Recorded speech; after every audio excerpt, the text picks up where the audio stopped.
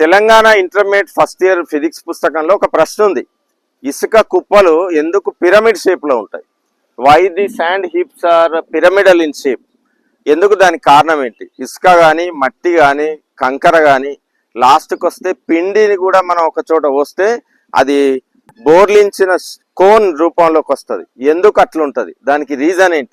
ఇసుక కుప్ప ఎందుకు పిరమిడ్ షేప్ లోనే ఉంటుంది? దీనికి గల కారణం ఏంటంటే ఈ ఇసుక రేణువుల మధ్య ఉండే ఘర్షణ. దీన్ని ఎలా అర్థం చేసుకోవచ్చు అంటే, మీరు ఒక సమతలం మీద ఒక వస్తువును పెట్టి ఈ వస్తువును పెడుతుంది, ఎటు పడదు.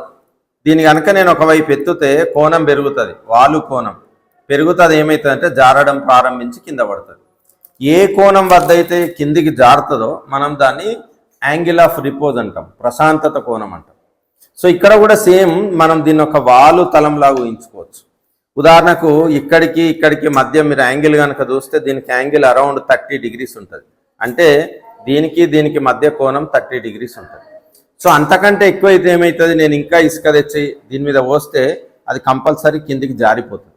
ఎందుకు జారిపోతుంది అంటే యాంగిల్ కంటే వాలు కంటే ఎక్కువైతుంది కాబట్టి జారిపోతుంది.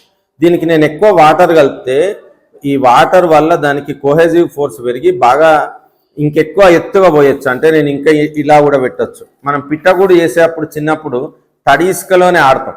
సో తడి ఇసుకలో ఆడితే ఏమవుతుంది అంటే మీకు యాంగిల్ 80-90 degrees వరకు వెళ్తుంది. అట్లానే మనకు పిండికి కూడా ఇట్లానే ఏర్పడుతుంది.